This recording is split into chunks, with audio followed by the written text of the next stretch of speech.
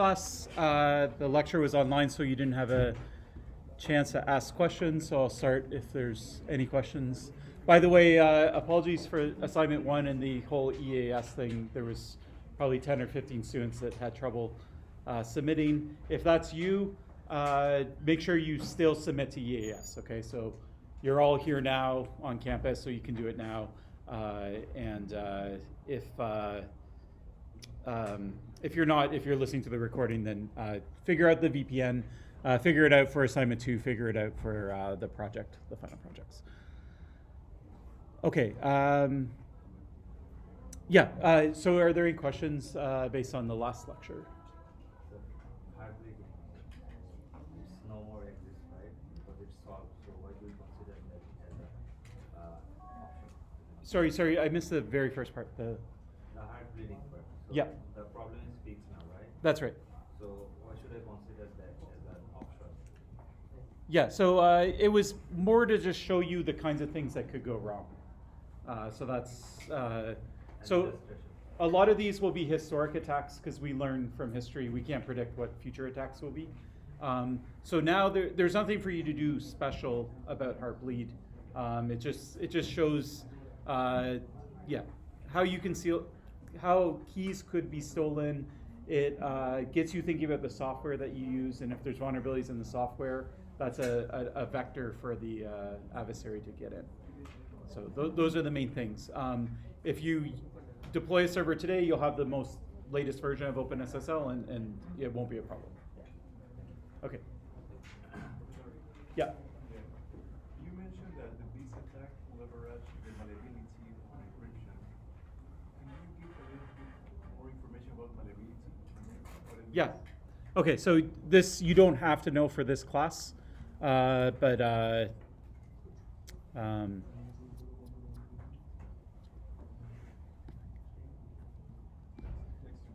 yeah, here. Okay, so malleability is a very simple concept. It basically says when you encrypt something, we actually mentioned it before, but we maybe didn't use the term. So if I encrypt something, right, encryption is keeping it a secret. So you have a secret, you're trying to keep it secret. Now the other property you want is, what about the integrity, right? So if the adversary changes it, can you tell whether they changed it or not? And so then a question that naturally arises is, does encryption give you both? It obviously gives you confidentiality. That's what it's supposed to do. But doesn't it give you integrity anyways? Because if you can't read it, then how could you change it, right? It just looks like noise. And so malleability is the idea that you could make changes to the ciphertext, to the noise, and it will cause changes when it gets decrypted, okay? So even though you don't know what it is you're changing, you don't know what the plain text is, you can still change it in meaningful ways. So the best example, or the simplest example, would be there's an encryption scheme called RSA, a public key encryption scheme. And if I see a message go by that's encrypted with RSA, I can double it or triple it by just basically multiplying the ciphertext by 3. That doesn't tell me what the underlying message is. I have no idea what it is. So if it's my salary that's going across, maybe I don't know what that number is, but if I want to make it twice as big, I can make it twice as big. Yeah, so we call that malleability. Now, another kind of encryption scheme that's malleable are block ciphers when they use a certain what's called a mode of operation. Okay, so AES is the name of a block cipher, CBC is the name of a mode of operation, and CBC has a malleability problem. Okay, and so you may or may not learn about that in 6110. You'll learn about the modes of operation in AES, and you'll probably see some examples of malleability. I don't know if they'll show you that exact one, but yeah, that's it. So anyway, so Beast exploits the CBC mode that was used in TLS, so it's not used anymore. So now what we do is we have encryption that does both, right? So people were confused. They thought encryption did both integrity and confidentiality. So then the cryptographers said, well, let's just give everyone an encryption scheme that does both. Then you don't have to worry about it. And so technically it comes in the form of what's called a mode of operation. So when you use a block cipher, you always combine it with a mode of operation. But the one that's very commonly used now is called GCM. So AES, GCM, Galois counter mode, and that gives you integrity and it gives you confidentiality. So as a black box, AES, GCM does everything that you want it to do. And so you don't have to worry about them. Before it was sort of like you're gluing two primitives together. One was your encryption scheme, the other's called a MAC. But then there's a lot of, so Lucky 13 exploits the fact that when you glue these things together, it doesn't, there's like some complexities anyway with how you glue them together. And so that can also lead to attacks as well. Okay, other questions?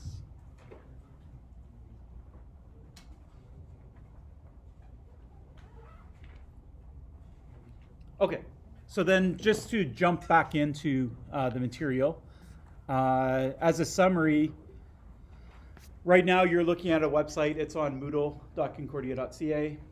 And what we said is, if I know the public key of Concordia or moodle.concordia.ca, if I know their public key, I can get a tunnel to them. Okay, so how do I know I have a tunnel that goes all the way to Concordia? How do I know the tunnel's not ending at the Wi-Fi router or ending at my ISP or ending in somewhere in the middle of the connection? How do I know it doesn't go off to some other website? And so the answer is, well, I need their public key. Okay, their public key is just a number.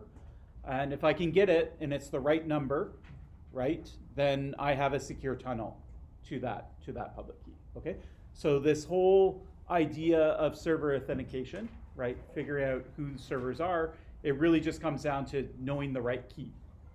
Okay, so it's pretty simple. So how do I know Concordia's right key? How do I know the right key?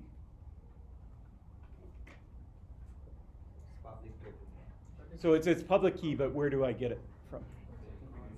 Okay, so I get it from a certificate. Okay, so I can click on this and whoops. Go show certificate, and you'll see that somewhere inside of here is Concordia's actual public key. Okay, so it's here, it's long, whatever. All right, now the certificate, right? Who gave Concordia? So Concordia gives me the certificate. They say, this is my public key. This is a certificate. It's signed, right? Who signed it? So the authority, which in this case is called Global Sign. Okay, so that's great. So now I have a certificate. It's signed by Global Sign, right? Okay, so I trust that this public key belongs to Concordia, right? I trust it because it's signed by Global Sign. Now, how do I check whether this is actually signed by Global Sign? What do I need to check whether Global Sign actually signed? Maybe the adversary made this certificate and they signed it. So I need Global Sign's public key, okay? So where do I get Global Sign's public key from? Okay, so first off, note that there is a problem, a sort of circular problem here, right? I wanted to know what Concordia's public key is. I know it because it's in the certificate that's signed by Global Sign, but how do I know what Global Sign's public key is, right? So I didn't really solve the problem, I just sort of pushed it. And so the answer is that it comes with your operating system. So your operating system comes with knowledge of about 50 organizations that are authorized to issue these certificates. And then these organizations can turn around and authorize other organizations called intermediate certificates or certificate authorities. And there might be hundreds of those, 200 to 600, something like that, depending on how you count, okay? So there's hundreds of organizations out there that are able to sign off on your certificate. And if you trace it all the way back when you get a certificate, so the answer is, I know Global Sign's certificate, what their public key is because it's inside this certificate. So I have a certificate from Concordia signed by Global Sign, and then I have another certificate for Global Sign that has Global Sign's public key in it. And it's signed by, in this case, it's signed by Global Sign itself, but because you can see, you can't really see maybe because it's kind of small, but this is a root certificate. That's why it's like kind of goldish color, saying that my computer knows about that. Okay, so sometimes your root certificate and intermediate are the same company, sometimes they're different companies. You could have a chain of 4, you could have a chain of 6. Usually though, this is the most common setup. The reason why they don't just sign directly is root certificates are hard to change. Okay, we'll talk about this in a little bit when we talk about something called revocation, but they're hard to change, and so if you're able as an adversary to steal a root certificate key, you can do a lot of damage with it. So what they do is usually a CA will keep that root certificate key. They'll keep it like under lock and key, literally, like it would be in a safety deposit box, and you need like 5 people to go in, and it might be split up into shares, and there's this whole ceremony that's involved in accessing it. There's a nice article actually on how that's done with, I think, VeriSign. But anyways, so there's this whole process to getting access to the key. Now, in order to sign Concordia's certificate, you need to have that key online. Like it has to be in a computer in RAM so you can actually do that signature, right? So what they do is they keep this in deep storage or cold storage, and maybe once every year or so, they'll issue themselves an intermediate certificate that's only valid for 1 year. So this thing might be valid for 40 years. This thing's valid only for 1 year.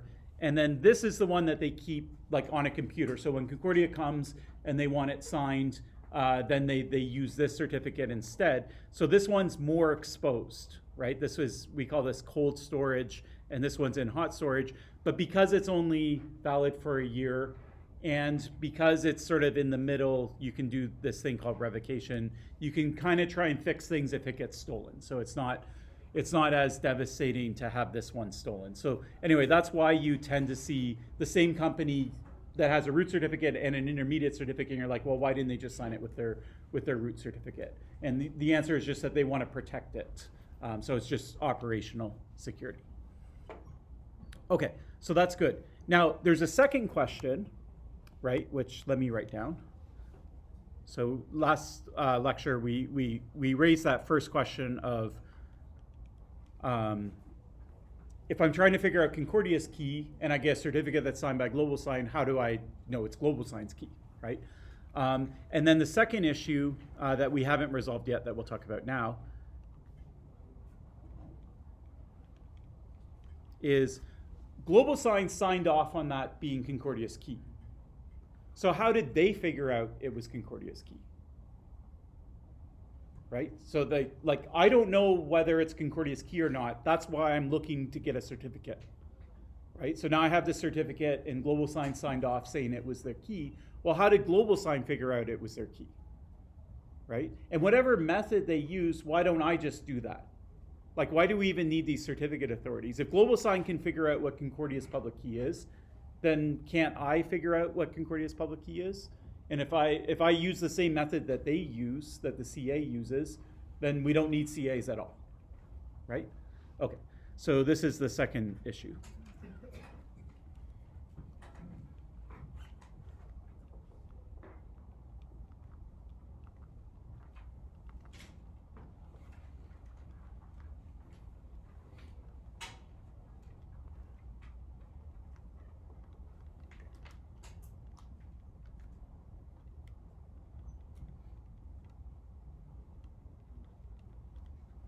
And also, sort of in the sides, you can also think about what stops an adversary from going to GlobalSign and saying, I'm Concordia, this is my public key, right? And then GlobalSign signs off. If they sign off on that public key, then that adversary now has a certificate, right? They give it to you, and your browser believes it, right? Because it traces back to GlobalSign, okay?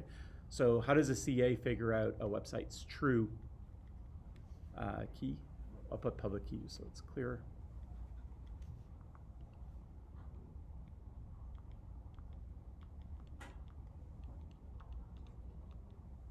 And then related, why can't a user use the same method?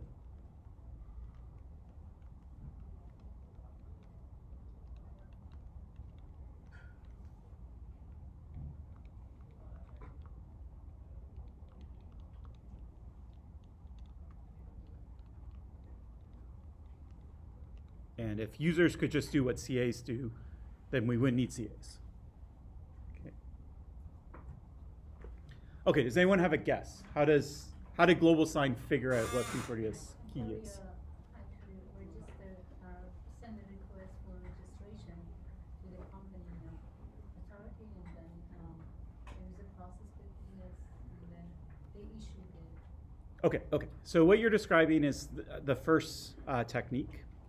So this would be like an in-person, or maybe it's over the mail or over phone, but it's basically like human to human.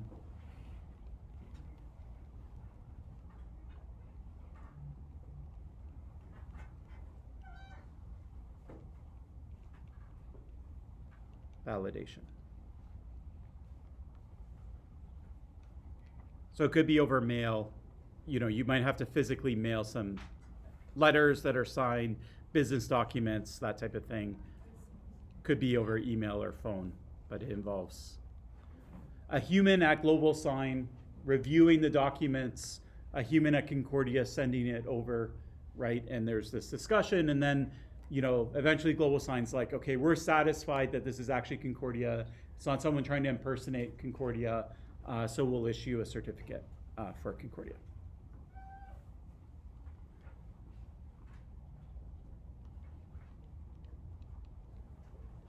So business documentation, that type of thing.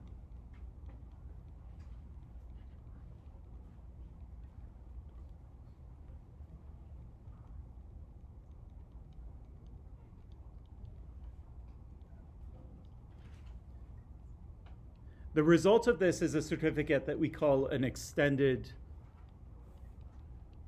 validation certificate.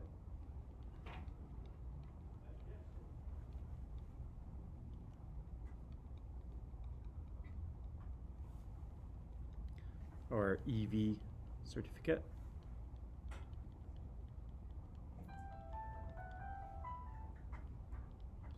And it used to be the case, it no longer is the case, but it used to be the case that browsers would try and show you the difference. Okay, so we haven't talked about what the other kind is, but they would try and show you that, oh, this is an extended validation certificate. And the way they would do it is the lock would be in green. So they would use the green color.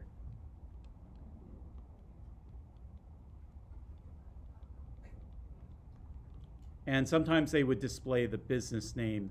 So instead of like twitter.com with a lock, they would say Twitter Inc., right? Like Twitter Incorporated.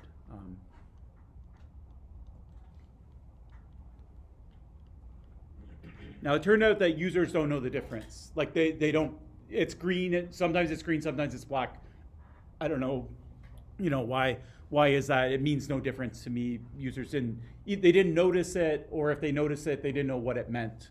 And so eventually browsers now just don't do anything. Okay, so there's no way with the UI anyways, there's no visual cue that you're getting one of these kinds of certificates. So this is sort of historically.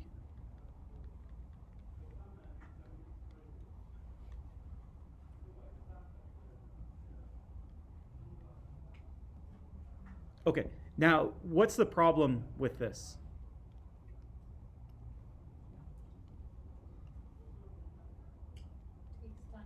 Takes time. Okay, that's very simply. Okay, so this takes time.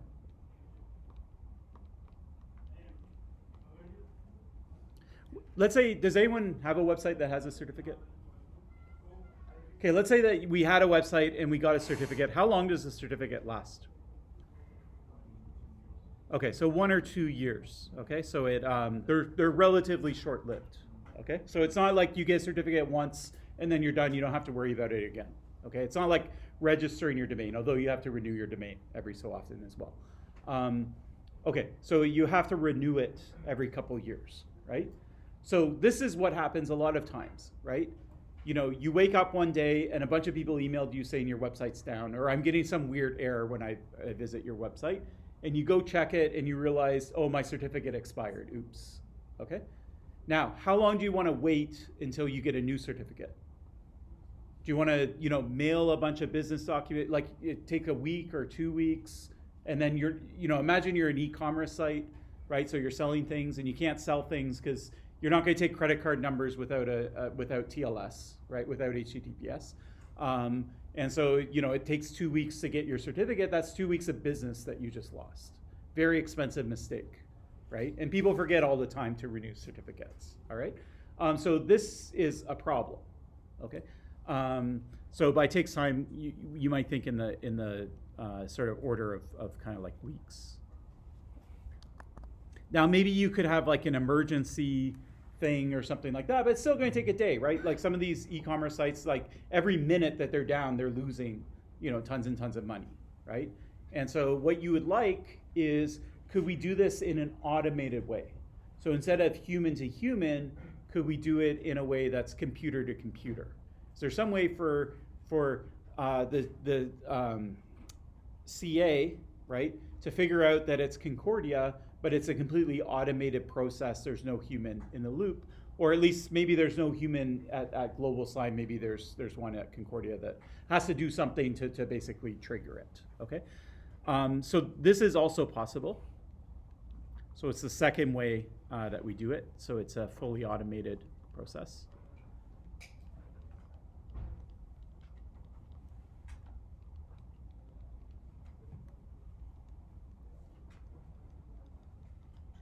So it's computer to computer,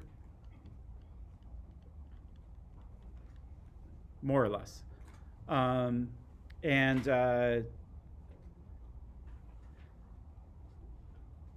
The result is a different kind of certificate, so we call it a domain validated certificate or DV certificate.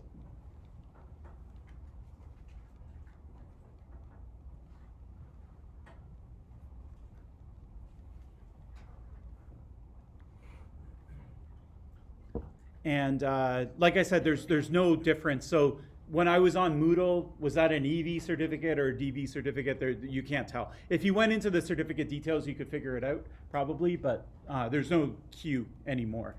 They both look the same. But the difference between them is basically as follows. So a certificate, remember, it's going to bind a public key. So you have your public key. And I want to know what Concordia's public key is. Okay, so it's going to bind together. When you go in the certificate, you see the public keys there, and you see Concordia is there as well. Okay. Now, when I say Concordia is there, what do I mean? Do I mean like Concordia, the university in Montreal? Do I mean the website concordia.ca? Like what is it? Like I'm binding the public key to something, right? What's that identifier for it? Okay. And so the answer is it differs. Okay. So we could have like the company or whatever it is, a company name, like a registered business name. Or we could just have the domain. Something like concordia.ca. So here it would be like Concordia. And there's more than one Concordia University, right? So this would be the one that's in Montreal, Canada, kind of thing, okay? So we could bind the public key to this. This would probably be more useful, right? Because you might not know Concordia's domain name, right? I want to visit Concordia, that university. I don't know what their domain name is, right? Let's say I go to concordia.org, right? Well, that's another university, right? But is that the one in Montreal or not, like, kind of thing, right? And so it'd be nice just from the certificate to know whether that's the case, okay? So an EV certificate binds all of this together. Oops.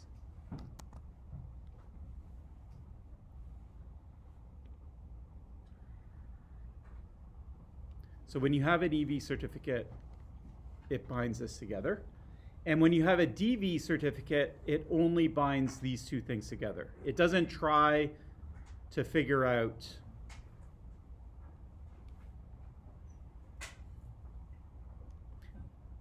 whether this is Concordia, the University in Montreal, okay?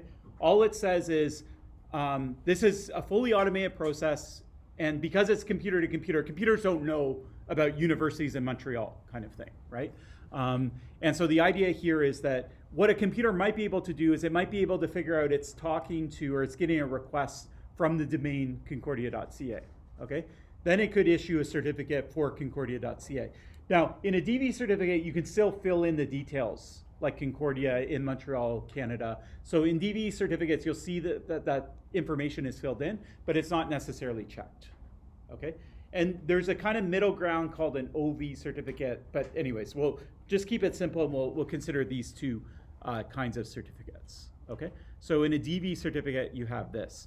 Now, sometimes you don't have a business that's running something. Like say you put a server up, right? You're not a business, you're not registered with the government or anything like that. You just have a server, but you still want, HTTPS because you care about users' privacy, or you want them to have passwords on your website and keep them secure or whatever in transit, right? So in that case, you would have to use a DV certificate, right? You wouldn't even have the option of using an EV. EV certificates are only issued for registered businesses. So they have to have like some sort of government registration in order to be eligible for them, okay? So most of the web uses, actually, I don't know, there's some like requirements now that Chrome have that you join something called certificate transparency, and certificate transparency requires EV certificates. So actually I don't know what the sort of balance or ratio between the two is, but it used to definitely be the case that 95 to 99% would be DV certificates, and it'd be rare to see an EV certificate. Actually, it wouldn't be that rare because it would be the big businesses like Google and Twitter, but you would see it because those are services that we all use. But anyways, okay. So how does this fully automated process work?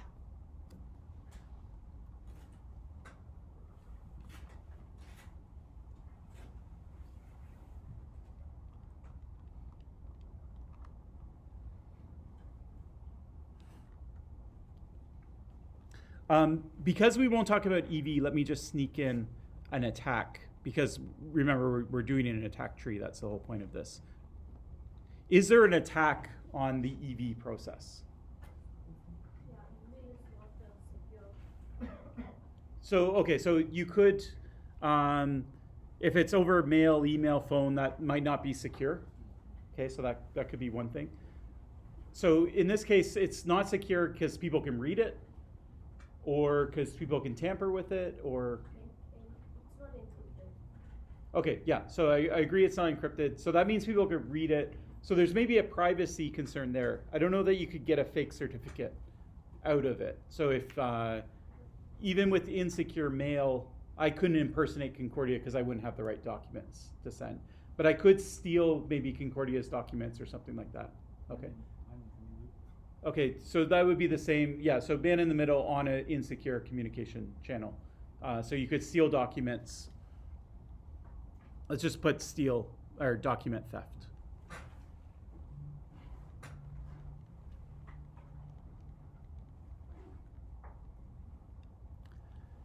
And is there anyone else that would have access to these documents?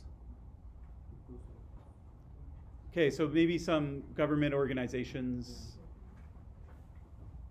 Okay, so one other thing you could do, first off, this whole idea of faking who you are. Basically, you're going to do a spoofing attack, right? I'm going to show up and say I'm Concordia even though I'm not Concordia. I'm just going to use an umbrella term. We call it social engineering.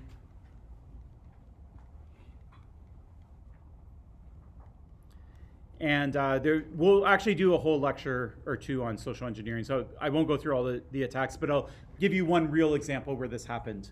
So it didn't happen with an SSL certificate. It happened with a code signing certificate, but they're basically the same thing. It's just for like signing code on your computer. And so it was someone who, it was for Microsoft, and it was actually an ex-employee.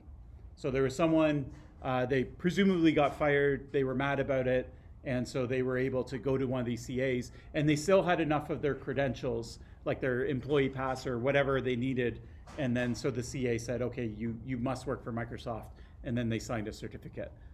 But it turned out that they were no longer working for Microsoft when they did it, okay? So that, we sometimes would call that an insider attack. In this case, they're technically an outsider because they were already fired. But it was someone who at least was an insider recently. But anyways, you could imagine other ways of maybe impersonating, but it is something that's happened. Okay, let's then go back to the DV process. So how do we figure out computer to computer?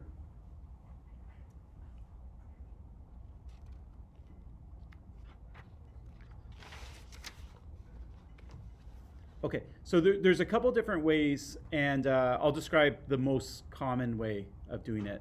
And so what we do is we use email. And so it's not actually fully automated. It's very close. The person applying for the certificate still has to be able to read their email. So there has to be a human there that can read email and click on links, that kind of thing. But other than that, it's fully automated from the CA's perspective. So no human at the CA looks at it. Okay.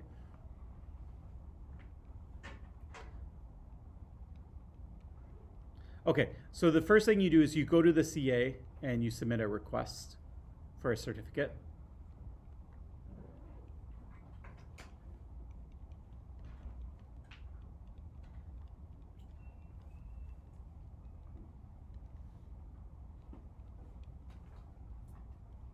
Okay, and the CA is going to say, okay, now notice you're asking for a DV certificate, okay? So you submit it, a request to CA for domain.ca. So you say, hi, I own domain.ca and I need a certificate for it, okay? It's not, I'm this company or anything like that, okay? It's just, I have control over this domain, right? If I can prove to you that I control this domain, then you'll believe that I'm the administrator of that domain, and then you'll give me the certificate for it. Okay, so that's basically the process. So what the CA does is they choose a random number, a challenge,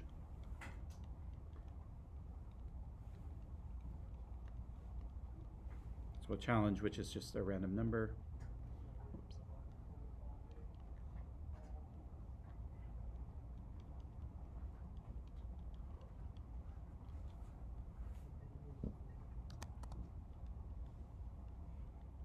And the CA here is just a machine, right? Just the website automatically does it. And then the CA emails the challenge to basically the domain. Now, they could email it to the person that shows up, but I could say, hey, I'm Concordia.ca, and then if they email it to me, then what does that prove? It doesn't prove anything, right? So they want to email it to the domain Concordia.ca. So whatever domain you're asking for the certificate, that's where they're going to send the email to, okay? And so what they choose to do is, now you can't send an email to a domain, you can send it to an address at a domain, okay? So they'll send it to admin@domain.ca. And then the CA just sits back and waits. They might embed it in a link, so that's the most common thing. And so then if I truly own that domain, I'll be able to fetch the email. This is how the reasoning goes.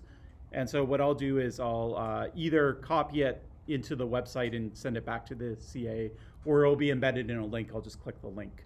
But anyway, somehow the user returns the challenge to the CA.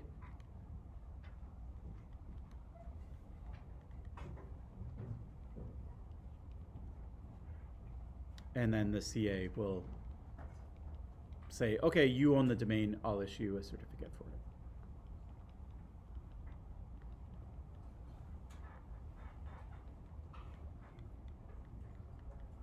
it. Okay, issue a certificate means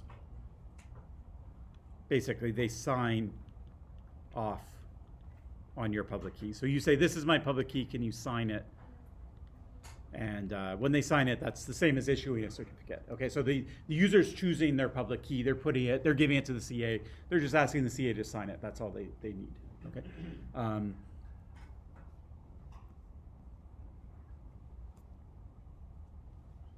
Okay, so this is the process. Now we're doing an attack tree, so what we want is, we basically want to somehow trick the CA. We want to pretend that we're from domain.ca even though we're not, okay? If we can do that, then they'll sign our public key. And if we can get our public key, then we can solve the original root node of the attack tree, which is, I want to intercept traffic that's sent over HTTPS from a man in the middle position, okay? So this is the process that's stopping us. So now we have to think about if there's any way to get around this process. Sorry, The- Professor? yeah. Step 3, CHR encrypt the challenge with the public key and send to the requester, and then requester decrypted it with private key. Okay, so there's no encryption. It just sends it. No, for authentication, should be encrypted by public key, sent to the requester, and decrypted it by private key, and send the response. Okay, so what you're saying is because it's not encrypted, there's a Yeah, problem yeah. there. Okay, so that's a good point. So first off, they're not encrypting it before they put it in the email. They're just sending the email off. Now, a side question, a sort of a more roundabout way that you might get encryption on that channel is, well, aren't emails themselves encrypted? Right? So if I send an email to you, is that going over an encrypted? Because if it goes over an encrypted channel, I don't necessarily have to encrypt it. Right? It's being encrypted by the email protocol itself. But the challenge should be encrypted and then put in the email. Even if the email itself is encrypted?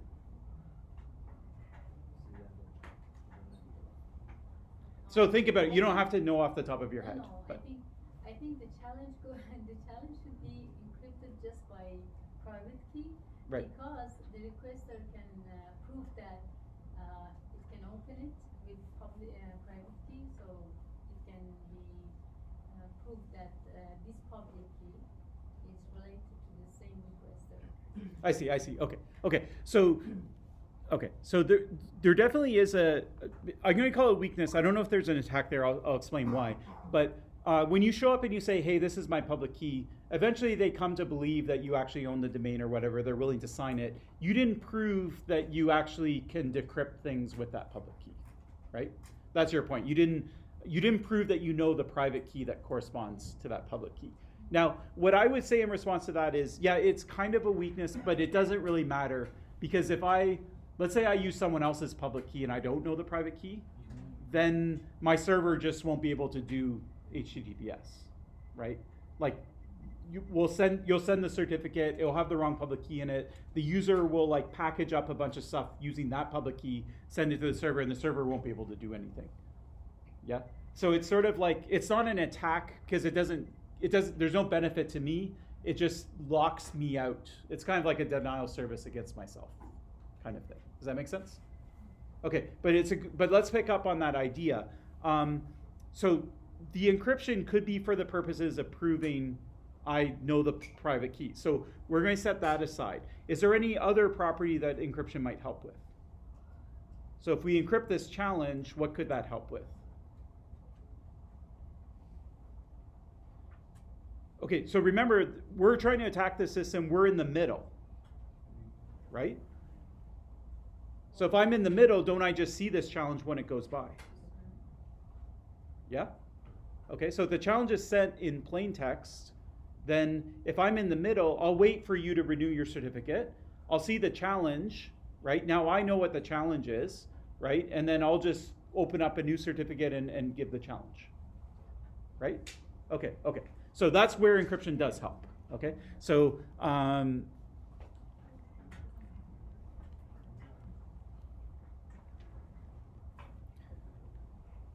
right, so if we can sniff or intercept the email,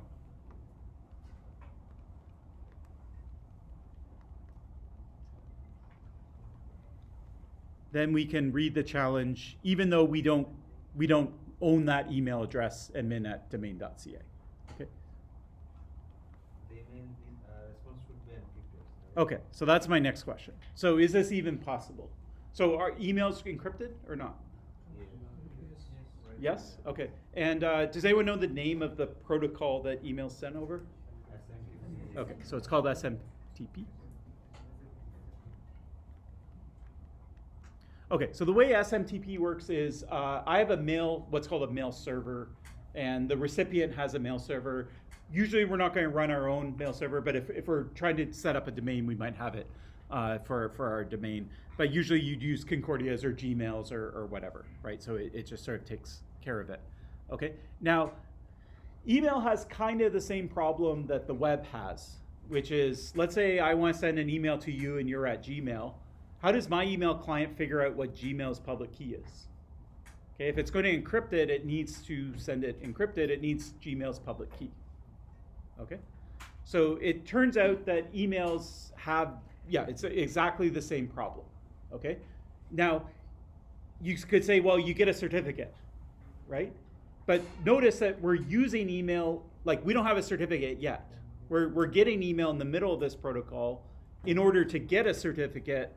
So that means we don't have one already, right? So you can't say, well, I'll be able to issue a certificate if you already have a certificate, right? That doesn't work, right? You need to have someone who has no certificate yet and yet is able to use this process, okay? And so the answer is that email does not go encrypted exactly, okay? So email is not encrypted, essentially, okay? Now, there is what we call link-to-link encryption. So what email will do is my mail server will figure out the next node, like that's going to along the path to delivering the email, and I'll encrypt it for that node, right? But then that node will decrypt it right away. It will figure out the next node, and it will re-encrypt it for the next node. So basically, in HTTPS, you have a secure tunnel from the user to the website, right?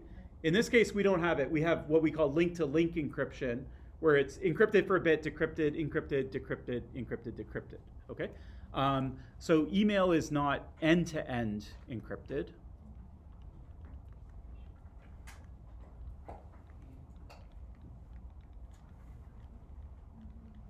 So sometimes we call this E-to-E.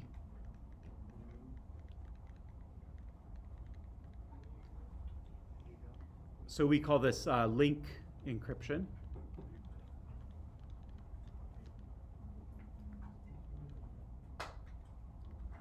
Okay, and the second thing is sorry, yeah. What's the node? You say email has link-to-link encryption. Right. Maybe it's trying to go from point A to point C, point D, for example, and in between that, point B is like a universal. It sees point A that okay, send it to me. I can easily forward it to someone. Right. So if sends it to the point D, the bad guy. So Yeah. So the links in this case, the node, I was just talking abstractly just because it doesn't matter that much. But these would be the mail servers themselves. So it might go to my mail server, and then it might go all the way to the other person's mail server.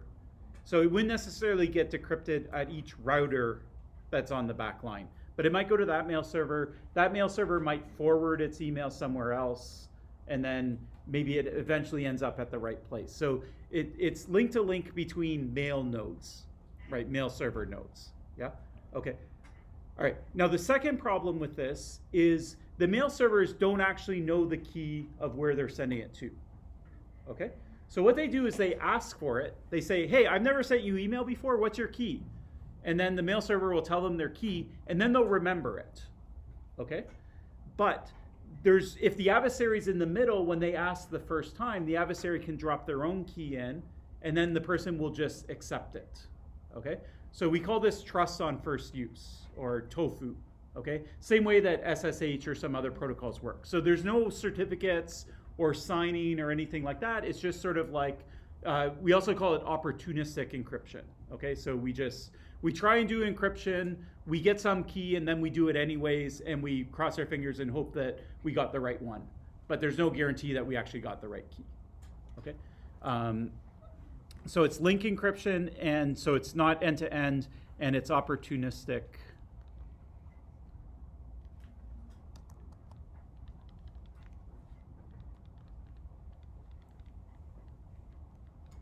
Which means that we ask for the key the first time.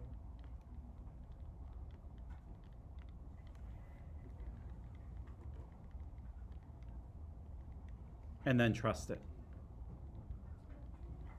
So TOFU, trust on first use. Yeah, so you see it in SSH. You also see it with Wi-Fi. Like if you come to Concordia, it might say, oh, you're connecting to a router, here's a certificate, and then you're like, okay, I trust it, right? Then if it ever changes, your computer's going to warn you and say, oh, this is a new certificate. It's not the one that you've seen before, right?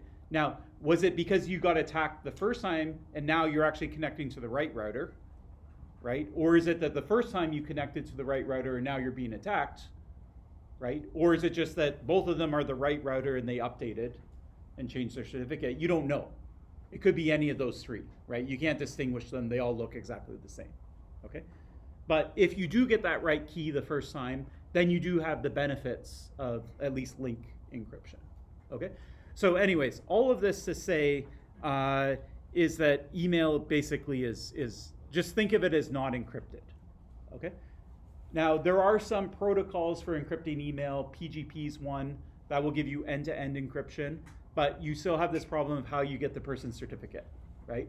And so usually the way they do it is it's kind of like in person, or at least you get one PGP user's real key, and then they might sign off on other people's keys that they've met, and they met them in person, and so they say, well, I know this person's public key. So you try and find someone that you met in person that's met someone else that in person that's met the person that you're sending it to in person, and then you're kind of like, okay, now I trust that certificate, right? And then what if you did the whole HTTPS kind of thing for email, right? Like we had CAs and we issued them and things like that. So there's also a protocol for that called SMIME, but it's just not used very much. So sometimes governments or organizations might use it within their organization because they know all the users in the organization, okay? So they don't have this big problem.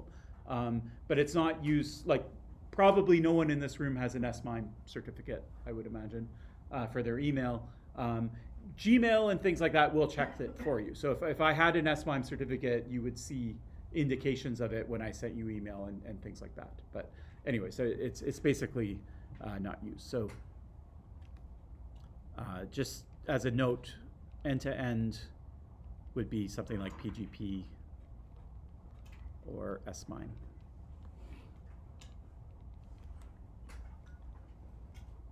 Sorry, Professor. Yeah. When we see it's a link encryption and we see this opportunistic encryption, and then we see we just get a key. Who is we? We is the mail server in the path. Yeah, exactly. Yeah, yeah. Sorry, I should have made that clear. They should trust the next one. Exactly. So the link. So if I'm the mail server and I'm going to Gmail, I've never done it before. I'll go to DNS and say, give me the IP address for Gmail. And in fact, DNS has a special record for mail servers called the MX record.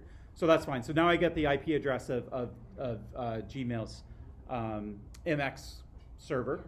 And so I'll just hit that IP and say, hey, I've never talked to you before. What's your certificate? And I'm hitting it over plain text because I don't have its certificate. Yeah.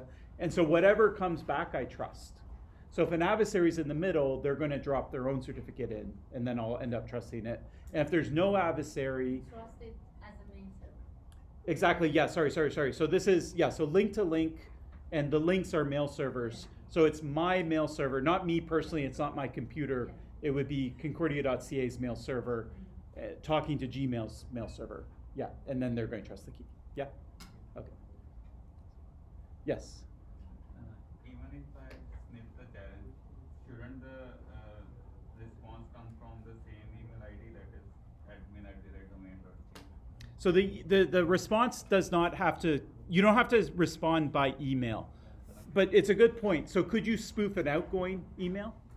And so the answer is yes. So like if I receive an email and it says it came from a certain person, so this is related to the encrypted thing. So encryption, remember, it protects secrecy, right? So PGP, SMIME, they give you encryption, okay?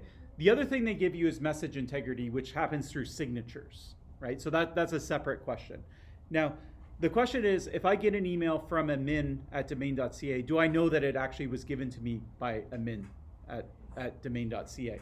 And so the answer to that question is that by default, no. Okay, so mail spoofing is possible. So I can send you an email that looks like it came from any address that I want to.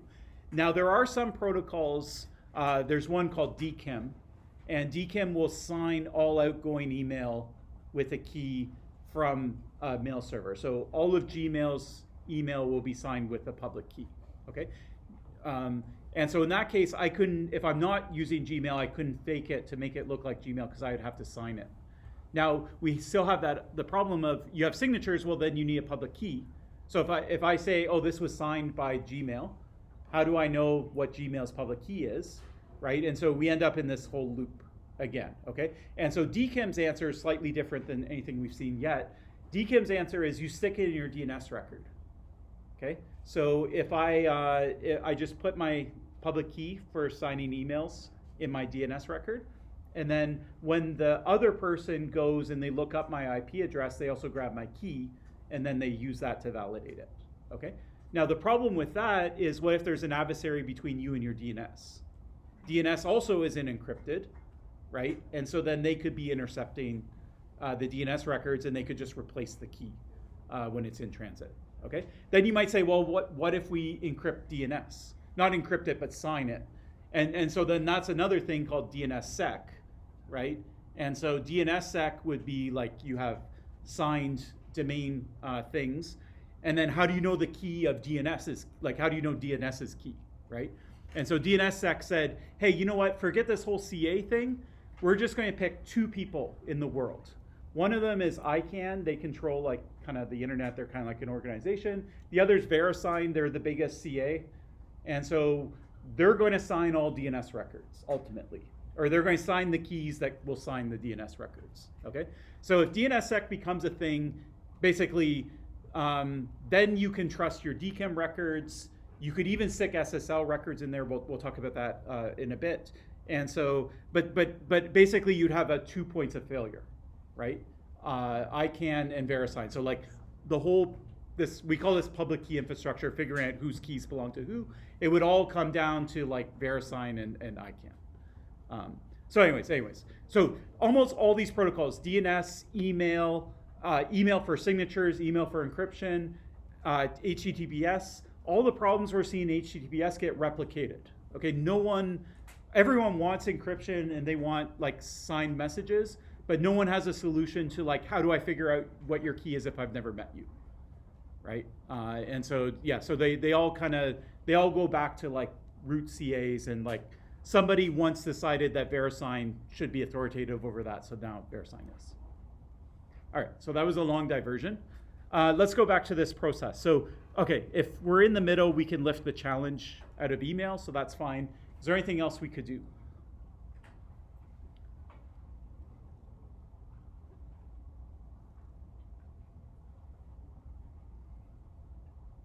Yeah. We spoof the IP, Okay, so which IP? the users who wants the certificate. Okay, so in this case, we could spoof. So I'll tweak it a little bit. Let's say we spoof the domain.ca's IP address. If we can get that pointed at us, what happens? The email comes to us instead, right? Okay. So how does the CA figure out? I mean, the CA, whatever, you type in admin at domain.ca, you press enter, right? How does that email find its way to the right mailbox on the internet? Okay, so DNS. So we go to DNS, and in this case, we'll convert domain.ca into an IP address, right? And like I said, there's a special record for mail servers as well. So you might have your website on one IP address and your mail server on a different IP address, okay? So that's how we get it. So how does the CA send that email to admin at domain.ca? It looks up the MX record using its own DNS, okay? So if I want to spoof the IP address, if I want to put my IP address in there, then I have to get it either into DNS, right? Or I have to intercept that DNS request between the CA and DNS, okay? So these all sound very promising. So let's just sort of write this down, okay? So we'll say we'll get email to admin at domain.ca routed to us instead. Okay, yeah. And by routed to us, let me be a little more explicit. We'll say routed to the IP address of our server, or the adversary server.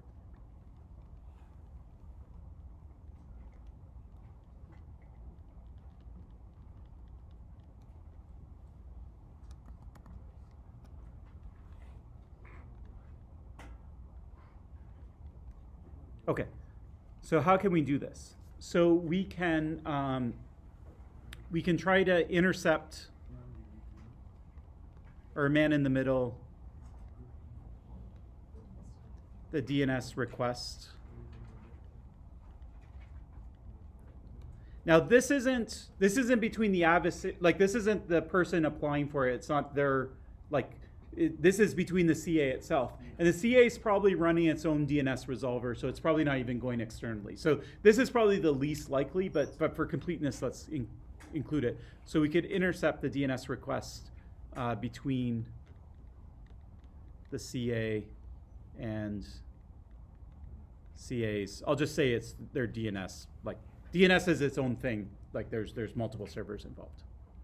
Okay, the next thing, someone said DNS spoofing or poisoning cache, like there's different ways of doing it. Basically, we can try and get our record inserted into DNS, okay? Also, again, very, very hard to do, but maybe possible, okay? So we can poison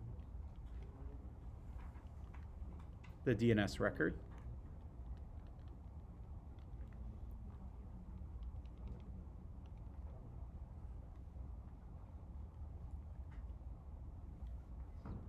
And so it's the MX record. I just want to get that term somewhere in the notes.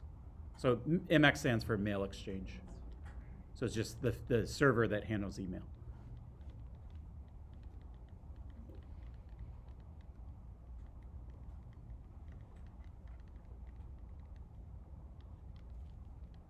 So the server that does email for that domain.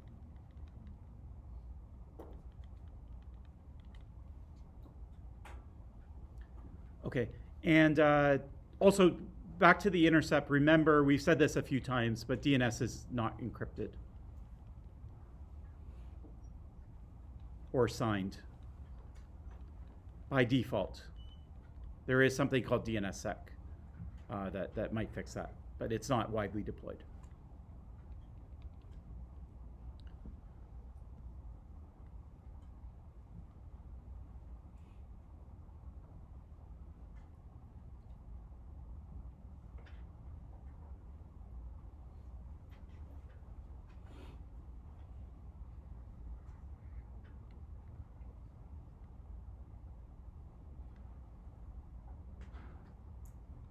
So I'm just going to put DNS here because I don't want you to get confused, because later we will talk about what we could do if we had DNS.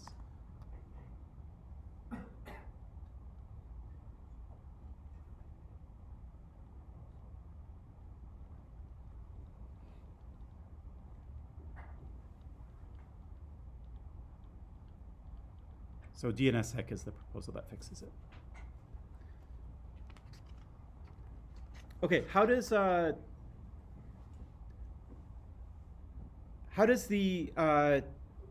DNS record actually get the right MX record? Okay, so presumably the right mail server is sitting in that DNS record. Well, how did DNS learn what that was?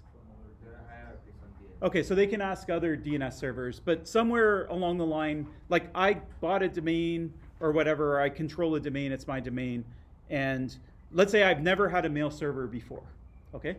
Now, no DNS server in the world knows my email address because there isn't one, or my MX record, okay? Now I have an MX record, I have a new server, I turned it on, I have an IP address for it, okay? How does DNS learn what that IP address is in the first place? You can advertise. Okay, so the answer is the domain registration itself, okay? So I bought the domain from someone, and even if I didn't have it ready when I bought the domain, I still have an account with the domain registrar, and that's how I would edit it itself, okay? What protects a domain registrar? What does it mean to, like, so I go to GoDaddy and I say I want to change my MX record, right? How does GoDaddy figure out who I am? It's a simple question. Don't think too hard about it. Just say username, password, right? I just have an account. Okay? Everybody has an account. Exactly. Okay. So now that account has a password. What if I guess the password? Right? What if the adversary guesses the password, or does a password reset, or does a keystroke logger? I don't know how they do it, but they get the password between admin at domain.ca, not even admin, just domain.ca and GoDaddy. Okay? Then what happens? Well, then they go in, they log in, they change the MX record to their own IP address. Then they go to the CA and say, hey, send me an email at admin.whatever, this is my public key. Now it comes to their IP address. They answer the challenge, then the CA signs off on it. Now they have a certificate for that website. Okay? So we call this domain hijacking.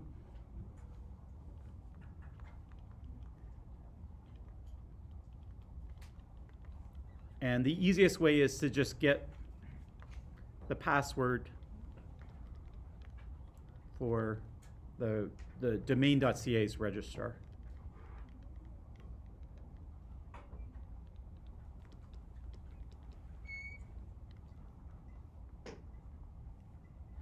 I'll say account at.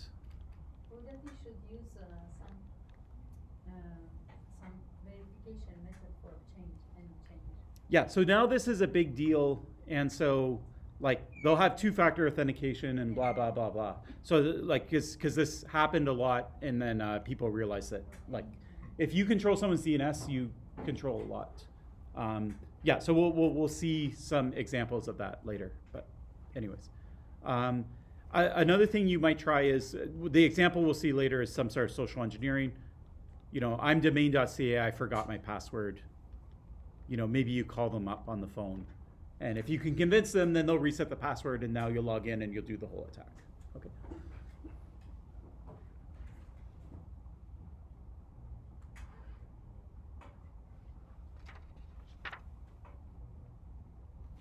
Okay, just to move us along a little bit, other things I could do is I could just try to guess. Like say I submit one of these requests, but I'm not actually domain.ca. Then some email goes to admin at domain.ca. I don't see it because I'm not, you know, I can't see it for whatever reason. I could, if I guess what.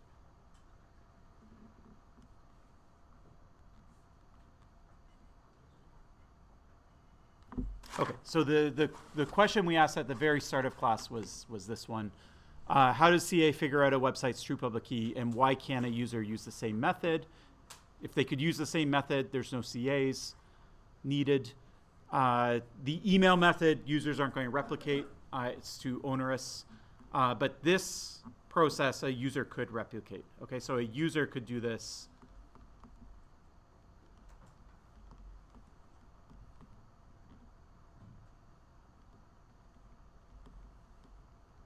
And if that's true, then we don't need CAs anymore. Okay, and the only issue that stops users from doing this is that DNS records aren't signed.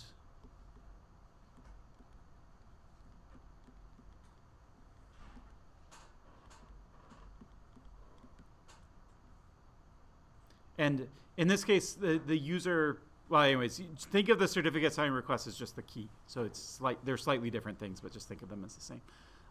So DNS records aren't signed, so user could get tricked.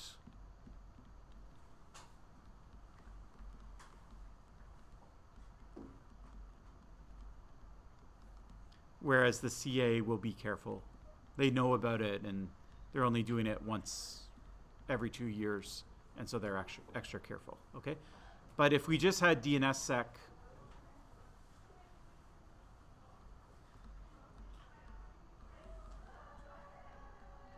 then we can do this.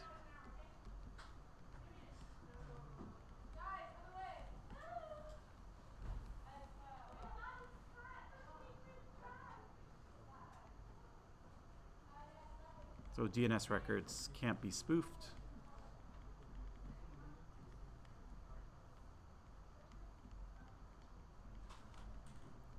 And if you want to read more about this or do a project on it or something like that, you can look up Dane.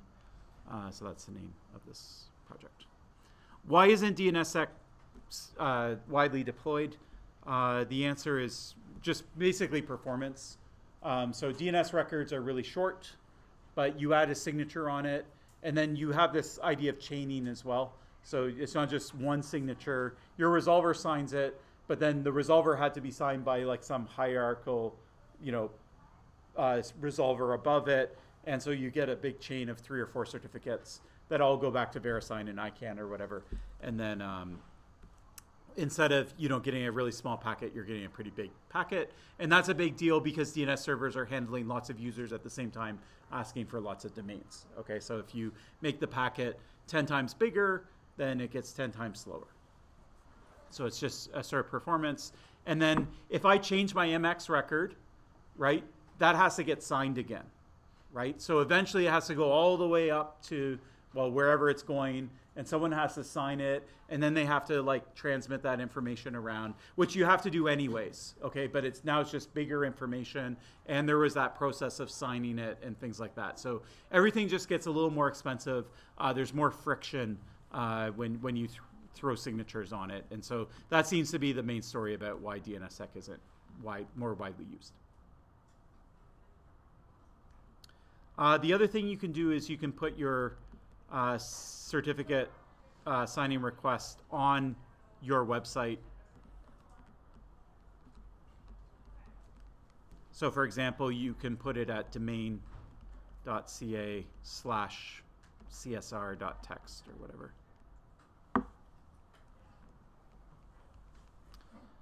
And then the CA will fetch it.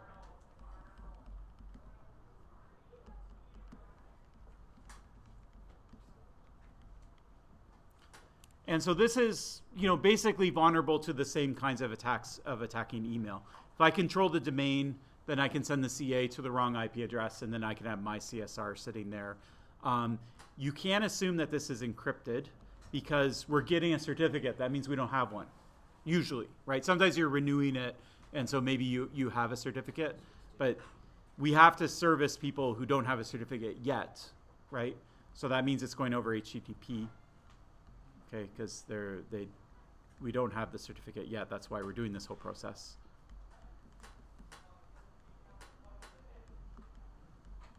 So if there's a man in the middle, now the middle in this case is now between the CA and the website. Okay, but if there's a man in the middle there, then they can replace this with their own public key. Okay, yeah, and then if you control the domain, if you can poison the website, so there's maybe some new attacks here. Where, say, they use WordPress or something like that, and you find a vulnerability in WordPress, and then you're able to upload arbitrary files to arbitrary locations. Then there's also those attacks as well. So DNS, any kind of DNS attack or DNS password attack, man in the middle attack.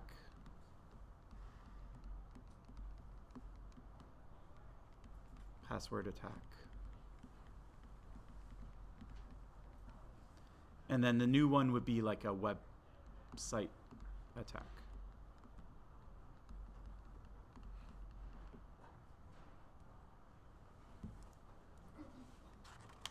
What do you mean by that website attack? So like say they use WordPress, there's cross-site scripting vulnerability or something like that. That in itself, well, it might be enough to give you write permission to this file, then you could drop that file there. Otherwise, you would have to maybe piggyback with other vulnerabilities. But eventually, if you could get the ability to store a text of your choosing at this domain, then you could do it. So let me put e.g. cross-site scripting, that kind of thing. So this acronym you'll learn later. We'll come back to cross-site scripting. Okay, so the overall lessons from this whole portion of this whole corner of how HTTPS works. Okay, so this whole idea of using CAs to sign keys we call PKI, which stands for Public Key Infrastructure.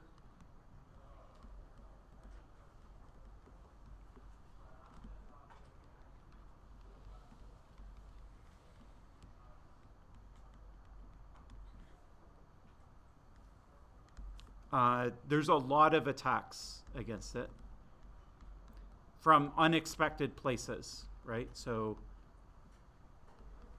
you know, if I can attack DNS, I can break PKI. If I can attack email, I can break PKI. If I can attack your website, which is on HTTP, then I can break PKI. If I can guess or steal the right password, then I can break it. Okay, so it's fragile. And it's good for our attack tree because now we're going to have lots of different attacks that apply to it. Okay, the second point is, okay, so we have all these CAs, whatever, there's 650 of them. Concordia uses, what was it called again? Does anyone remember? Global Sign? Yeah, okay. Does Global Sign, are they better at figuring out what Concordia's public key is than I would be or you would be? Do they have some like sort of inside information that helps them? So if they do the whole EV in-person thing, then they'll get some business requests and things like that. Set that aside, just for DV certificates, okay? First off, do they know what Concordia is? Before or after? I mean, they have a computer that sits there sending emails and things like that. They don't really learn anything about it, right? And yeah, everything that they do, you could do as well, right? The only reason they're doing it instead is just because they can do it once and then you get a certificate that Concordia can give out to 1 million people, right? That's better than 1 million people doing that same process, okay? But at the end of the day, they actually don't know, they're not special in any way. If you want to start a CA, you could start one too, and you could use the same methods that they do, right? And so they don't know anything, like they're not actually authoritative over whose public key belongs to who, okay? They just have some process and they run it, okay? And that's it, okay? So there's nothing special about a CA. It's not like they have some insider information, business information, or things like that. It's not like it would be hard for you to become a CA because you don't have that inside connection that these CAs have. No, they don't know anything, okay? They're dumb. They're not authoritative over the information. They just know how to run a protocol, but you could run the protocol yourself, okay? So there's nothing like really special about a CA at all. So CAs are not, so certificate authority, right? The idea of authority means, oh, I'm authoritative, like I know something about it. Like a judge is authoritative because they know the law, right? A certificate authority isn't authoritative, like they don't know anything. There's not like some special knowledge that they have that nobody else has, okay? So they're not, and this is why there's 650 of them, okay? Because if you want to print money, you can become a CA and you just follow some algorithm and it's kind of like free money, right? Because people pay you for their certificates. Okay, so the idea, what I mean by this is there's no special expertise or insider knowledge. Now, there might be little things that they know because they've done it a lot. Like they know that, oh, my DNS lookups are really important and things like that. But generally, there isn't a large set of insider information. Okay, so then why do we use CAs, right? They're not actually authoritative. Why do we use them? And the reason is just that they're for efficiency. Okay, so the CA checks once.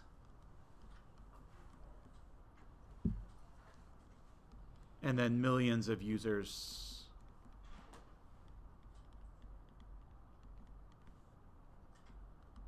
don't have to do the check again, right? They don't have to check. They just check with the CA. They don't have to check with the site.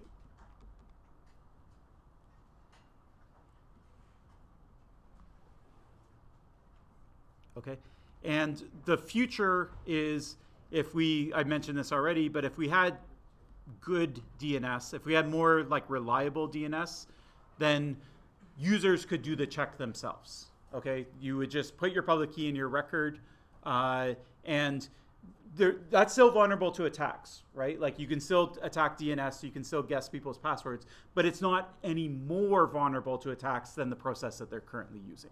Okay, So I'm not saying it's secure, but it's as secure as what they're already using. Okay, so you're not lowering security. So if we had DNSX, then users could do what a CA does. And because you're getting the DNS record anyway, it's not an extra step for you to have to do that.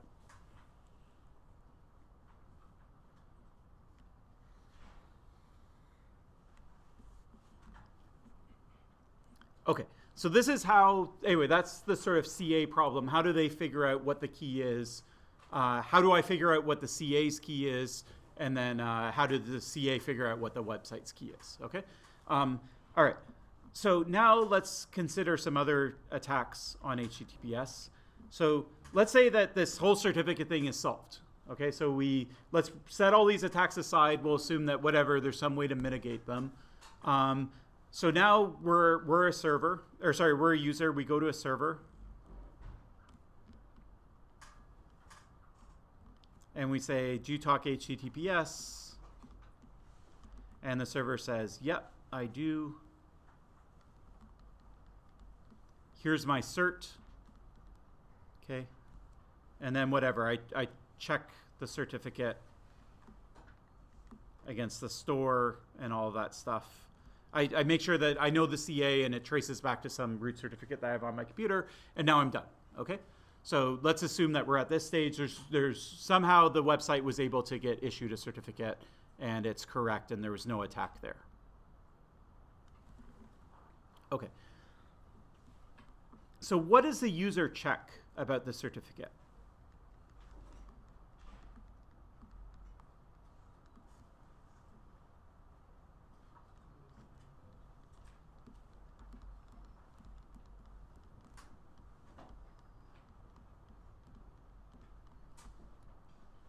Okay, so they're going to check the signature on the certificate. Okay, so they want to see that it's signed by a CA. But that's not enough because who knows who the CA is? Maybe we've never seen the CA before. Okay, so it's signed by the CA, and CA itself is signed by another CA, and that's signed by a root certificate. Okay, so I'm just going to say CA chains back to a root, which is hard-coded in my computer. I bought it, and when I turned it on for the first time, that root certificate was sitting there. Okay, there's some other things we need to check, okay? Some of these are like so dumb that it seems dumb to just write them down, but trust me, the reason I'm writing these down is because there's some sort of problem like lying underneath it, okay? So the second thing you want to check is if I'm getting a certificate for Concordia.ca, let me phrase it differently. I'm going to Concordia.ca. Concordia.ca hands me a certificate, right? It's signed by a real CA and all of that, blah, blah, blah, right? Well, that certificate should be for Concordia.ca, right? In other words, if I have jeremyclark.com and I see you going to Facebook and I intercept that and I say, I'm just going to drop in my jeremyclark.com certificate, right? Then that's fine. It's signed. It's a real certificate. I do own that domain. It's signed. It traces back to a CA. But you were trying to go to Facebook, right? So you're not going to start encrypting to jeremyclark.com, okay? So you want to check that the certificate you're getting actually matches the domain that you're visiting, okay?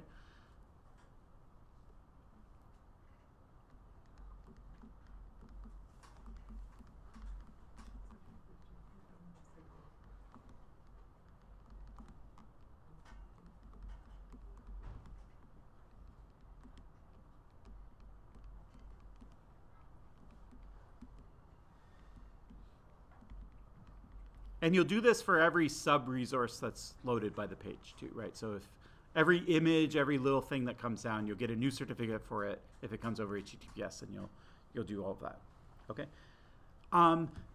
Another thing is, okay, so we have this idea of chains of certificates, right? So Global Sign has a certificate, and they signed Concordia, okay? So there's a Global Sign root certificate. Global Sign signed a certificate for themselves, an intermediate certificate for Global Sign. Global Sign signed a certificate for Concordia. These certificates all look kind of the same, right? They all have a public key and someone else signed them and blah, blah, blah, right? Now here's a question. Let's say I am actually Concordia, right? So I have this certificate, it's legitimate, and it's signed by GlobalSign and all of that stuff, but I want to intercept Facebook traffic, okay? Now I can't just drop it into Facebook because the domains don't match, okay? So here's my next best idea. What if I issue a certificate for Facebook and sign it with my Concordia key, and then when someone says, hey, you're a CA, show me, I'll say, well, yeah, I have a certificate that's signed by GlobalSign, and GlobalSign is signed by the GlobalSign root, right? So I take my certificate, which I got because I control a website, and I pretend I'm a CA, right? And I start signing new certificates for other websites, and everything chains back, right? They all go back to the root certificate, okay? Okay, so what stops that attack? And so the answer is that website certificates are different than CA certificates, okay? They look almost identical because they contain more or less the same information, but there is a flag that's part of the certificate that says, is this a CA certificate or is this a website certificate, okay? And once the flag gets set as a website certificate, then you can try, I mean, there's nothing stopping you from signing another certificate, but the browser should deny it. They should say, okay, one of the intermediates along the chain, yeah, they have a certificate, it's signed and everything's proper, but it's not a CA, okay? That flag is turned off, okay? So every certificate you get, assuming the CA is doing its job right, should have that flag turned off, right? So for example, here's Concordia's like site certificate, and see if I can find the certificate. So there's an extension here. It says certificate authority, and it says no. Okay, so that says no, not a certificate authority. Whereas GlobalSign certificate, it looks almost the same thing. You'll see all the fields look almost identical, but for that particular field, certificate authority, it will be set to yes. Okay, so there's a difference. It's down to one single flag in the certificate, but there's a difference between it. Okay. So we call this the constraints, and there's more than that constraint, but that's the one that we'll focus on.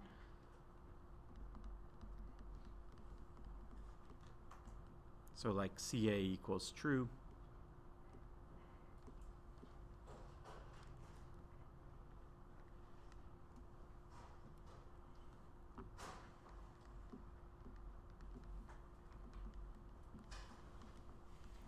I mentioned that certificates have a shelf life of a couple years.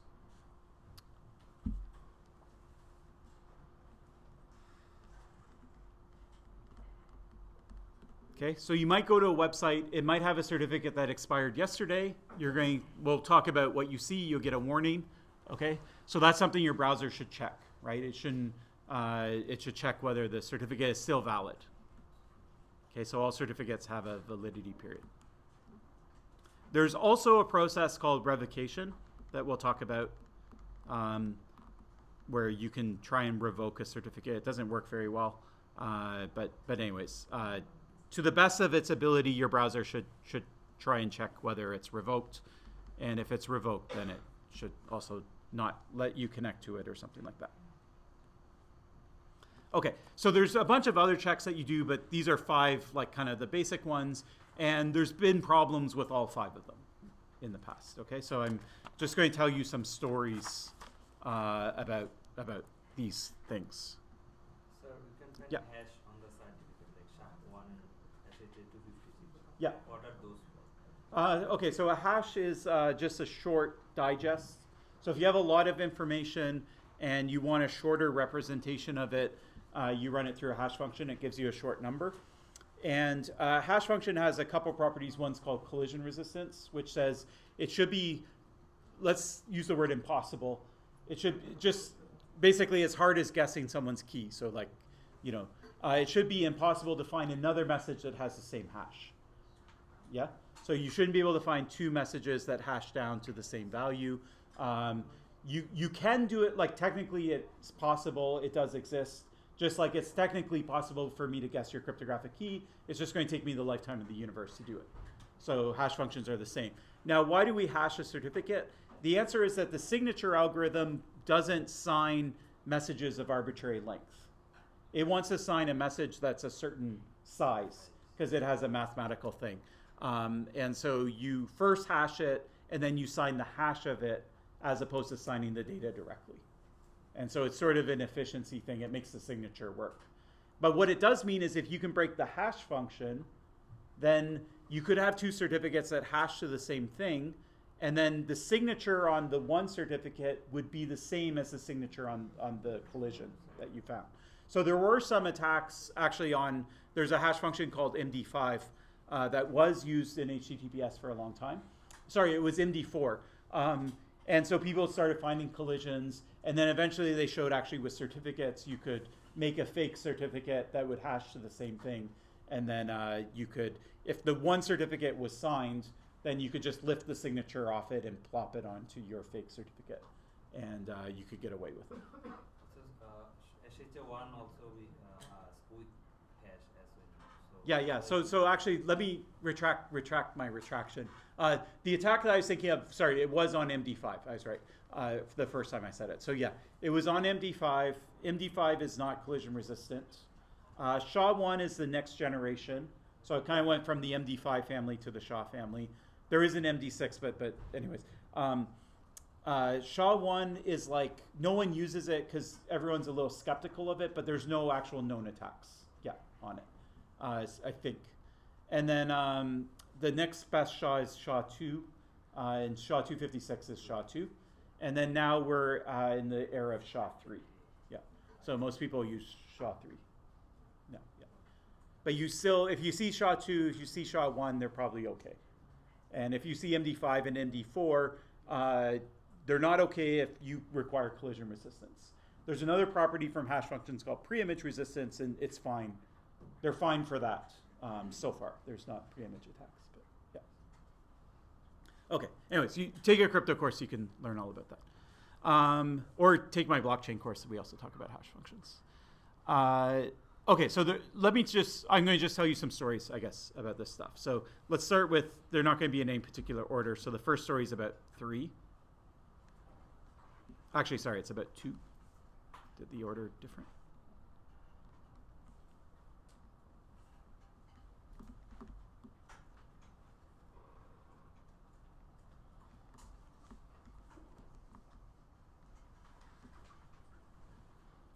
So 2, remember, is the domain mismatch.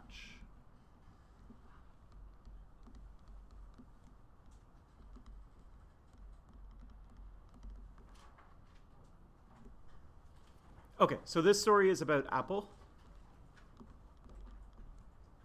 and Mac OS, as it's called now, although back then it was called OS X. It was a problem in their SSL TLS HTTPS library, which is called S-Tunnel, or was called S-Tunnel.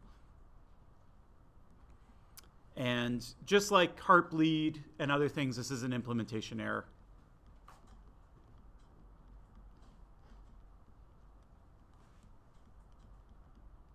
Like Heartbleed, it was pretty big news. Maybe Heartbleed was bigger news, but when it happened, at least in the tech community, everyone knew about it. It was called go-to-fail.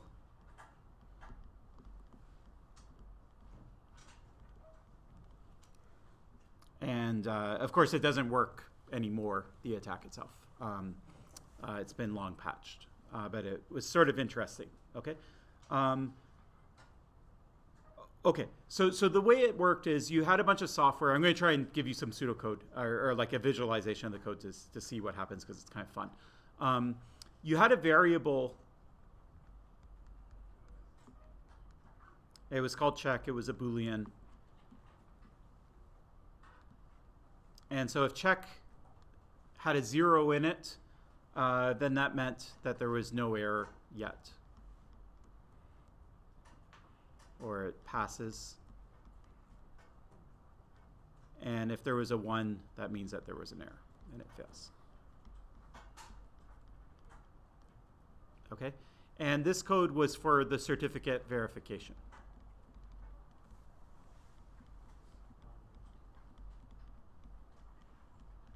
Okay, so basically the code was kind of doing what we listed here. So it would say, okay, I got to check who signed this. And then it would make sure that it was signed by a CA, right? And then it would say, okay, I passed that. So we keep that variable at 0. Then it would go to the next. Well, is that CA signed by another CA? Does that go back to the root? Is the signature on the root valid? Okay. Is it expired? No. Is it revoked? No. You know, and then if you made it all the way to the end of all of these checks and the variable was still 0, then you would return saying it's good, and then the browser would show you the lock. Okay, so that's basically how the code was set up. So it was like an if this kind of thing. Okay, so I won't put the actual conditions in. We'll just think of them sort of generically. Okay, so I would have some condition.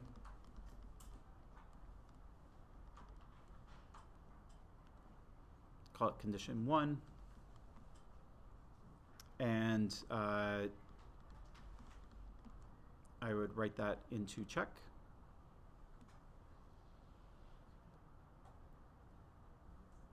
And then I would check whether I would make sure that it's not. Sorry, okay, this code's sort of inverted. Okay, so what I do is I check the condition, okay? And if it was okay, it would write it into 0. It would keep it at 0. It starts at 0, and it would keep it at 0. And then I wouldn't do anything with this if statement, okay? But if there was an error here, it would return a 1. Then when I check that it's not equal to 0, that would be true. Then I'm going to fail, okay? And so the way I'm going to fail is there's what's called a go-to statement, and there's something called fail. And then at the end of my code, I will jump to that fail condition. Okay, so I'll show you that to you in a second. Okay, so I'll go to fail.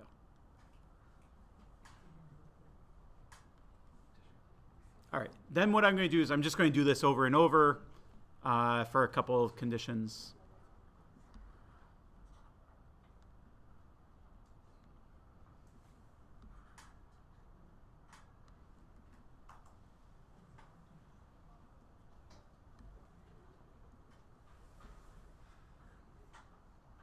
All right, so let's assume that we have 4 conditions that we're checking.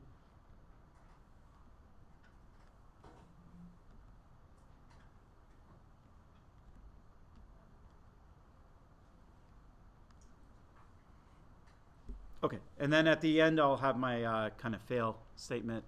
And all it will do is it will return what's in check. Okay, so if any of these conditions return true, check ends up as 1. And then the point of why does this go to here, it's like once you fail on condition 1, you don't have to check the rest of the conditions. You're going to fail anyway. Okay, so that's the logic here. Okay, so if I fail on condition 1, who cares about whether it's expired or revoked? It's not for the right domain anyway. So I'm just going to jump right down to the end of the code. Okay, conversely, let's say that everything's okay. Then check stays at 0. I skip over the go-to. Then I check the next condition. It stays at 0, so I skip over that. Then I check the next condition. Stays at 0, so I skip. Check the next condition. It stays at 0, so I skip it. Then I return check. Okay, so I hit this fail condition anyways, and then I return 0. And in this case, 0 means that the whole thing passed. Okay, there was no error. Okay, so anyway, so all of this is fine. Okay, now there was a problem with this software, and the problem was simple from a coding perspective. So I'll show it to you. So if this was the code, it would be fine. Okay, but this wasn't the code. There was one problem with the code, and this is what the problem was. Okay, someone put go to fail twice by accident. Okay, so that's it. So that, you could imagine how that might happen, right? People copy and pasting code or different routines or things like that. I'm sure you've copy and pasted things wrong in your life. Or maybe it was malicious. Maybe it was someone that was very, very clever, and they said no one would ever think that this was done on purpose, right? This looks like an accident. But anyways, this is what happened. Okay. Now, how big of a deal is that? Just one extra go-to fail. Okay, so let's think about what happens. Okay, so let's say that we pass condition 1, then we skip over this line. We pass condition 2, right? So we skip over this line. Let's say we pass condition 3. Okay, what happens? Still go to fail. It will not check 4. Okay, so if we pass condition 3, we skip over the first go-to fail. Why? Why? Doesn't make any sense. In programming? Yeah. Programming, they should be to, all of them should be under if. Okay, so this is indented though. This is under the if, right? Yeah. Okay, so it depends on the programming language, but in this case, no. So, No, it right. doesn't happen. Okay, what if instead of having code like this, I had code like this, bracket, Yeah. and then here I had bracket? Would that be a problem? No. No. Okay, so that wouldn't be a problem, okay? So this whole thing comes down to the fact that if an if statement doesn't use brackets, then the next line is the condition, or it's the result of the condition, and then anything after it is just your next line of code, okay? All right, so what happens is if this condition is true, right, check stays at 0, it stays at, 0, so it's not equal to 0. So we skip over the condition, but then we go to fail, okay? So we go, and we always go, okay? Either we go because we hit the condition here, or basically as soon as we hit this line of code, we immediately go to fail. Now what happens when we go to fail? Bypass the condition 4. Okay, so forget about that for a second, but what happens here? Does the whole routine fail? So we return check, but what's sitting in check? Check still has 0 in it because there was no error. Okay? So it's not like everything fails, right? Even though it looks like it might look, your first intuition is, oh, that's really bad because it's always going to fail. Okay? But no, actually it's not going to always fail, right? If it passes condition 3, check still has a 0 in it, and then we end up returning it. Okay? So then what are we actually doing? What we're doing is we're skipping over condition 4. Okay? And whatever other conditions were underneath it. Okay? So this becomes what we call unreachable code. There's no way to reach it. You'll never reach it because either you have a 0 or a 1. If in either case, you're either going to fail on this line or you're going to fail on this line. Okay? So this code is unreachable. Let me try and do this in a color.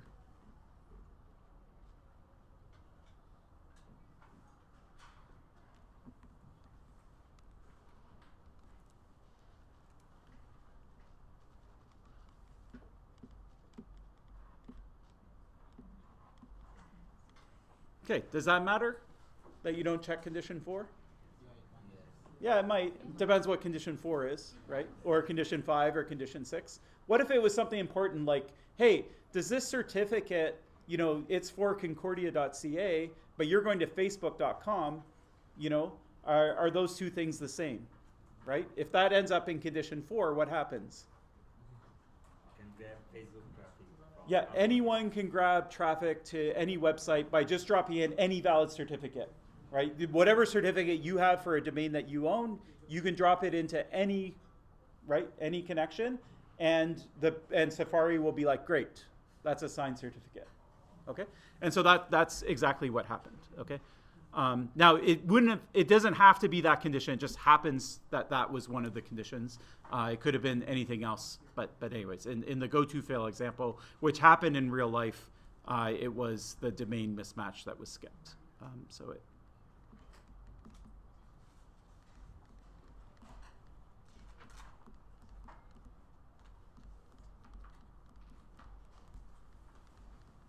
So you can intercept any HTTPS traffic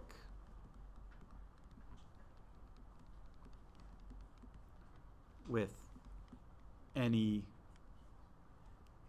domain's certificate.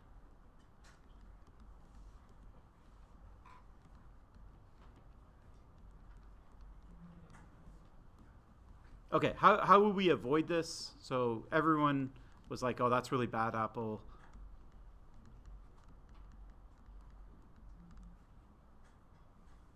So obviously, if we code better, that's fine, but you know, it's easier said than done.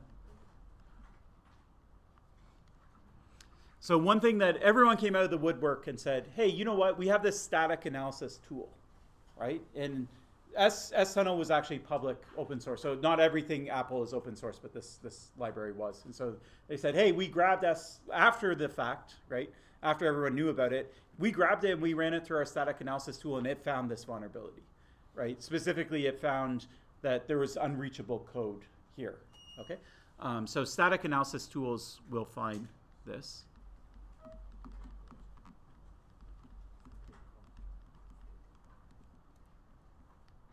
Okay, but there's one problem with static analysis. They do find this vulnerability. At least I didn't check it myself, but I believe the vendors when they say it did. But the question is, how many other vulnerabilities did it also find, right? Because if it found this, but it found 1,000 other things that aren't vulnerabilities, right? You still have the problem of you have to go through them one by one and figure out, is this really a vulnerability? Or is this some sort of false positive that the static analysis tool is giving me, okay? So that was sort of Apple's response is, yeah, it finds it and it finds 1,000 other things that aren't vulnerabilities. So it's still picking a needle out of a haystack in terms of finding it. Then the much better solution that people said is you should unit test, which is just a fancy way of saying you should try and give it a certificate that doesn't match the domain and see whether it fails or not, right? You should have 100 like certificates that should fail with every known like thing that you're checking and just throw it at the library and see what happens, okay? Then at least you can detect the behavior, okay? And you could do static analysis too, but you should do this first, and then if it passes it, then you can spend your time going through the static analysis tools and going through the false positives and trying to separate them, okay? So you try fake certificates, or I'll say fraudulent, so along all dimensions of attack.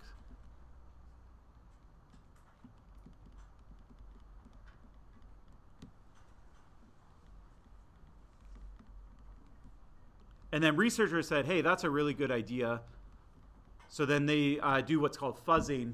So they generate like, you know, millions, billions of fake certificates, and they do all sorts of weird things like have weird special characters and parsing errors, and you know, it's all like kind of machine.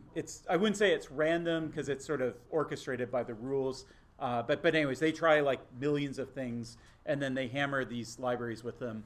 And then if they find that something goes through that shouldn't, then they circle back and they investigate why, and then they try other things that are related and things like that. So people fuzzed OpenSSL, and then that was a thing for a while, and then OpenSSL fixed all the vulnerabilities that people found anyways. And so it's probably the case that these are pretty robust now.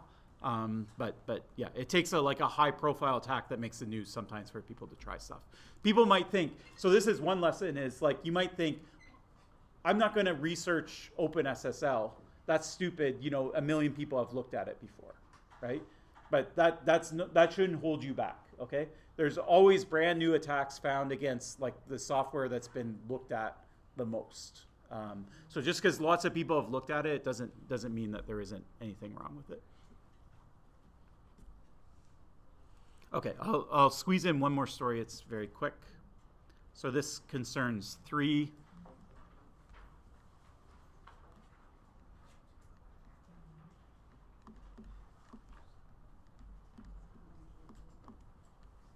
So 3 from the list, I won't scroll up, but that's like, I drop a site certificate in, and sorry, I pretend my site certificate's a CA certificate, and I assign some other certificate with it. And then I put it in the chain. Okay, so are you actually checking that or not?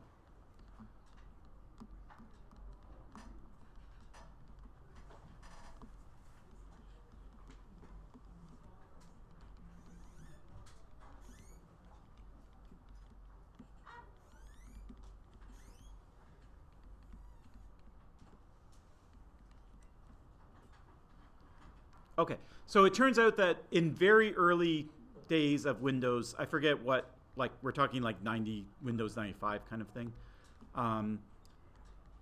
It did not do this check.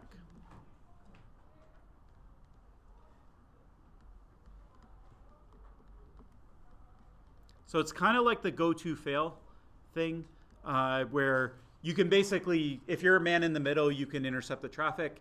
In this case, instead of just, you can drop in any legitimate certificate, but all you do is you sign, let me phrase it slightly different. So you see the person, they're going to Facebook. I don't have a Facebook certificate because I'm not Facebook, but I have one for jeremyclark.com. That's fine. I'll just make up a Facebook certificate.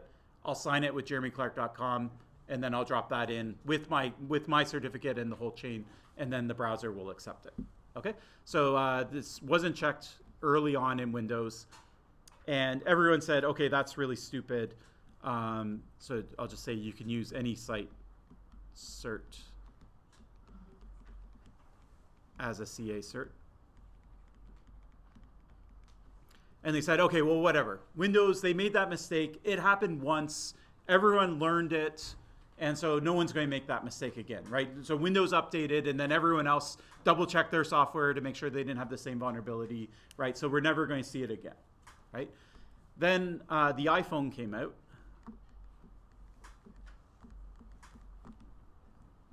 I forget what the first version of the second one was called 3G.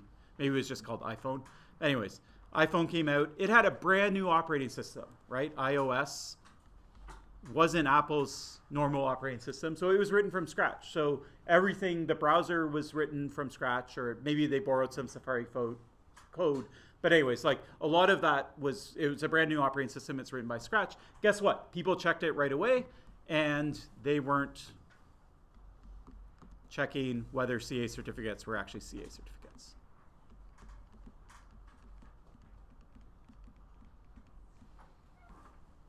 Okay, so this is 20 years later.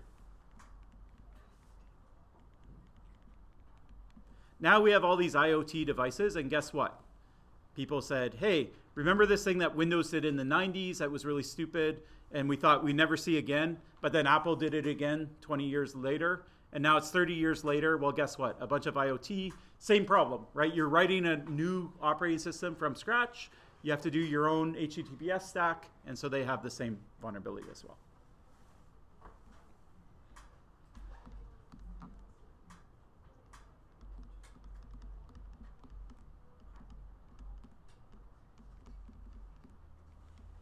Okay, so in another 10 years, we'll have, I don't know, we'll have new operating systems in your fridge or toaster. I guess we maybe already have that, or something, I don't know, cars. And guess what? You should check this, right? Anytime you hear about a new operating system that's written from scratch, go check whether it actually checks the CA, because everyone skips over it. Okay, that's enough stories for today. I'll tell you a few more next class. And that's it. Have a good week.